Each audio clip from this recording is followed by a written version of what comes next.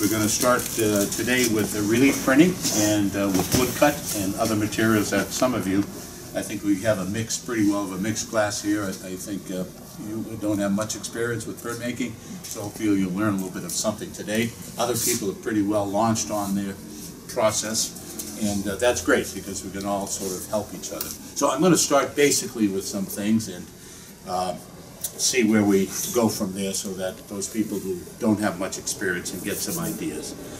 We're talking about relief printing, which is simply a process where we carve out on some surface, whether it be wood, whether it be linoleum, some other kind of 3M printing fabric or printing materials that some people have brought in, and you ink up that surface and take an impression from it. What you carve away, of course, is the idea that does not accept the ink and does not print. So that's a relief print basically and what it is. We'll start with a piece of woodcut here. I've got a wood. We have a nice bench block, which is a tool that can hold this in. I have a small block here. I didn't want to ruin the back of it because I'm not so sure everyone brought some wood in, but I have some old pieces of wood that we can share too. I scratched a drawing on it. It's an old student block. I used to collect. They would do a block, a nice piece of wood, and then throw the piece away, and the back side would be perfectly good to use on it. So I've got something carved on the black in this one here. So putting a drawing on with either a marker or some brush and ink, however you can get, even with pencil, but if you're working with pencil you need to be a little bit careful so that you don't indent the wood. The wood is fairly soft. We're using a pine. Some people like plywood. I've got some plywood here that you can try also. It's just a matter of not making any kind of indentations on the wood that's going to cause a problem later when you try to go to print it. So establish a drawing however you can do that on the print. And remember that I've got some text in here. This is called the heart. So you want to make sure you put that on backwards because you're going to get a mirror image when you print. I suggest you work loosely. With that I mean working with a brush or the marker, a nice fat marker, because if you're beginning with the print, it's really difficult to make some very detailed cuts with this. It's a beautiful, fresh, spontaneous medium.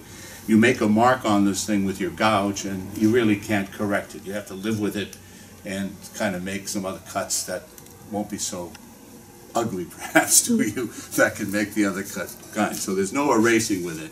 And it's a different way that you're probably used to working. It's a very positive way of working where your gouge has some power and energy and cuts into the wood or the material that you're using. And again, it's probably the most vital cut or mark that you could ever make because there's nothing you're going to do with it. Again, you can't erase it, you can't paint over it. You have to live with it. So a little drawing on this quickly. And then what we like to do sometimes is then take a little rag with some ink stain on it, and I'm just going to stain that up quickly so that a block will look like that. Already it's got some cuts in it, but you can see what the staining will do for it. Won't take your drawing away, but we'll stain here. Different kinds of tools, folks. I don't know, I've got an assortment of tools here. These kinds of tools are wonderful. They're fairly expensive, but they'll last a lifetime, and you can give these on to your grandchildren. Basic tools should be a U-gouge, a V-gouge, and a good utility knife, and then you could build on that. I can start to do some carving, and I'm working with the grain, so it creates no problem for me. Start to chisel away. The nice thing about the woodcut, even though I've got a drawing on here, gee, I made some marks that right now they look interesting to me. I might leave them. So there's a nice dialogue that quickly begins to ensue between you and the medium. And that's the kind of thing you want to be. If you're starting out, I would not put a drawing down and try to go after the drawing completely 100%. You'd get frustrated in terms of maybe not being able to carve or chips coming out of the wood or something failing. Be open to expressing what's happening with the wood. The wood and you should be as one. So with the grain, not a problem. The V-gouge, you can explore. Does some nice fine lining. Can create some close marked areas that can create tone for you. Remember, the only way you get any kind of tone out of here is mixing a visual black and white. Now, we come across the grain, there could be some problem. I'm going cross grain. working well for you. That's where you come in with the utility knife.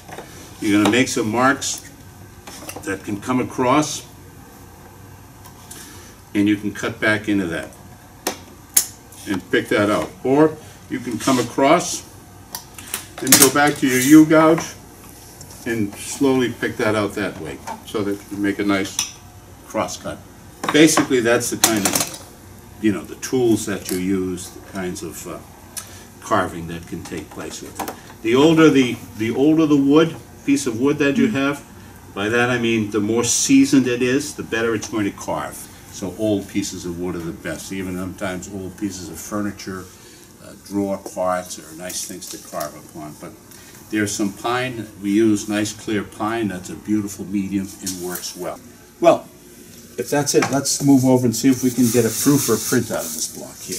Block printing ink. I'm going to take a little bit of this out the top. We like on these pound cans, always take it off the top like this so we can spray a little anti-skin spray or something on it, and it won't, don't dig into it like a Haagen-Dazs thing. Make sure the ink is clean. There's not a lot of dried skin particles or anything that's in there that can determine be a little bit detrimental in you. Print on a nice thin bead and roll out a nice even pattern. Don't just roll back and forth like that where the roller laps itself and does nothing about getting a good distribution on the surface.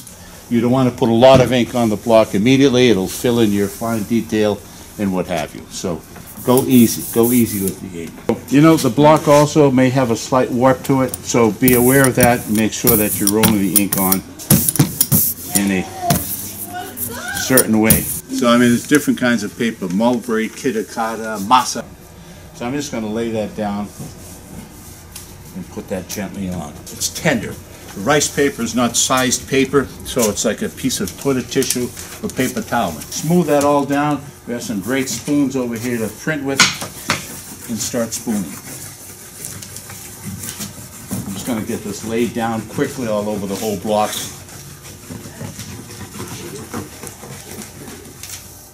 It's still maybe a little bit tender, but at one point I can take this away and go directly onto the paper, being very careful. If that's wet, you're going to tear your sheet. So a little experience in tenderness with the spoon for printing.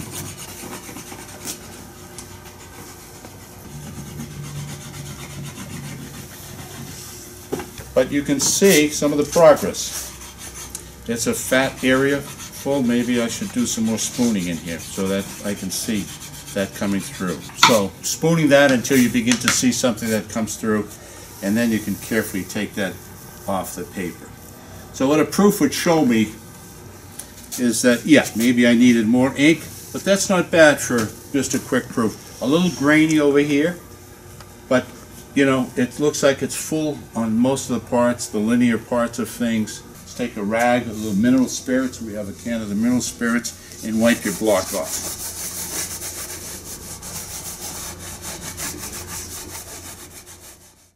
Excellent. It's been fun for me. I love printmaking. I love woodcut, and people are getting engaged and experiencing it. So it's a good day. It's wonderful. I took this course with Gus back in college, and I really love being back and working with him. I've had a great time getting back into it. It's been a while since I've done a woodcut, but it's very refreshing and therapeutic so far.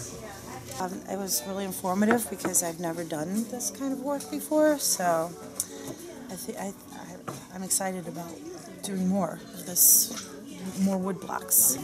It was fun. It's nice to know that there's a printmaking community close to home that I can come and work with. Oh, it was wonderful. Brings back a lot of old memories. I was telling him that I've most recently done monotypes, which is a whole different process. And but I just love the carving out and the printing, and it's just wonderful. Oh, it's excellent. Getting some work done. Love talking about printmaking, nerding out. It's going good. Great. I have no idea what I'm doing, so this is a fun, new, exciting world. Yeah, it's fun. Today was wonderful. We had a great turnout, and I really enjoyed being back with Gus again, since so many of us had him as a professor before.